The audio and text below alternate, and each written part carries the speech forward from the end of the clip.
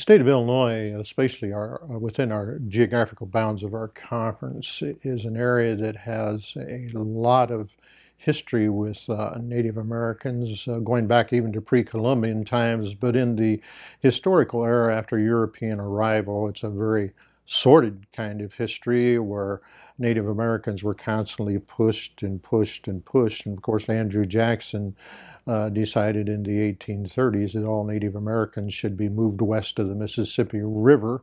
And Black Hawk, who lived up in the Rock Island area, Sockanack was his village there and town, brought a group back to harvest their crops that they had planted after they were forced west of the Mississippi. That began this atrocity that we now know in history books as the Black Hawk War. And it was more of a massacre of Black Hawk's people than it was an actual war. And we have a number of stories like that around within the geographical bounds of our conference. For instance, in 1835, 1836, 1837, and 1838, all of those years, the citizen band Potawatomi were forced out of northwestern Indiana and came right through our conference boundaries on their way to Oklahoma. The 1838 group was the best known as the Trail of Death because of so many deaths on that journey, mostly children and very elderly folks that could not survive the severe heat if it was in the summertime when they were moving, or the cold of winter. That particular pilgrimage went through Danville, Champaign area, Jacksonville, Springfield, and over to Quincy, and then in through Missouri and on to Kansas and Oklahoma. But very few people know about the other three removals that took place prior to that. And that was a more northerly part of our conference. It came in at about Kankakee into Illinois, down to Princeton, Illinois, across through what we now know as Knoxville, Illinois, and then down through Abington, Macomb, and to Quincy. But there were 3 different years that there were groups of Potawatomi that were forced out of their homelands in Indiana. Prior to that, most of the Native American tribes had been forced out of Illinois after the Black Hawk War. And consequently, there came passed down to us in anyone with Native American background a fear to talk about your heritage. My parents very rarely talked about their Native American heritage. My father having both German and Ojibwe heritage, my mother primarily Cherokee heritage, and they were just afraid to talk about that because of they were afraid of persecution.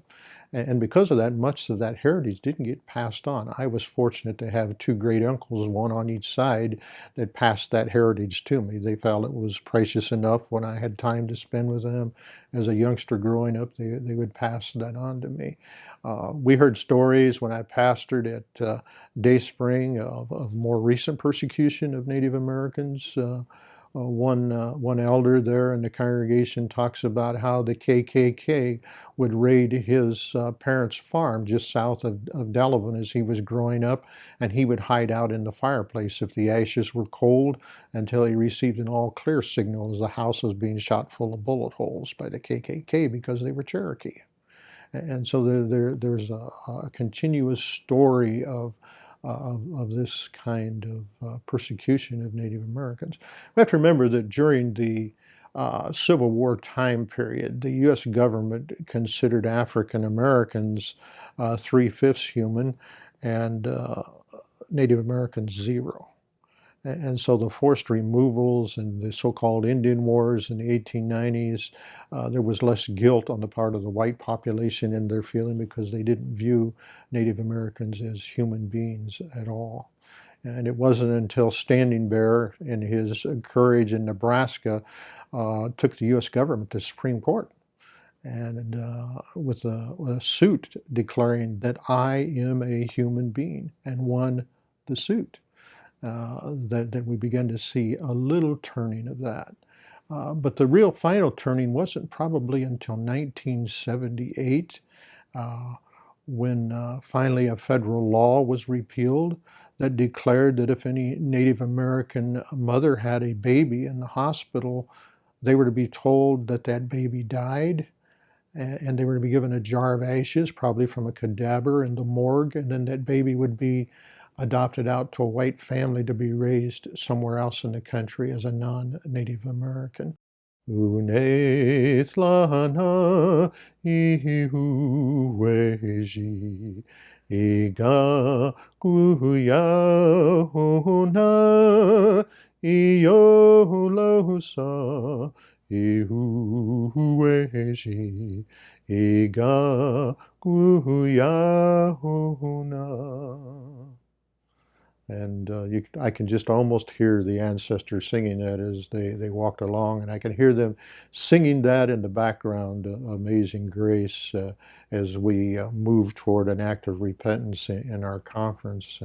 And I can hear them cheering all of us, whether we're Native American or not, on, saying, "You are answering our prayers. The time has come for healing. Let the healing winds blow across the conference and across our land."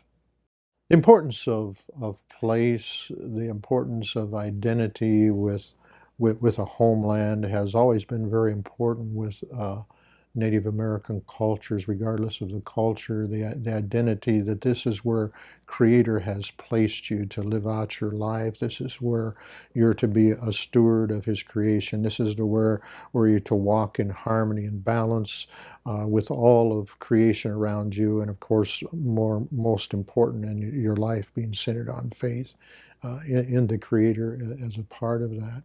When the time came for those forced removals, it was very, very traumatic, and it still is. The Cherokees still say Nuachota next year, just like the Hebrews say next year in Jerusalem. And Nuachota was their capital before the forced removals, and they long to go back to those sacred hills of the Smoky Mountains, and that was once their place and on the earth where they felt Creator had placed them. And not only that, they long to live out life where the bones of their ancestors are buried, because they feel that's where they belong, carrying on the traditions and the ways of those who walked before them.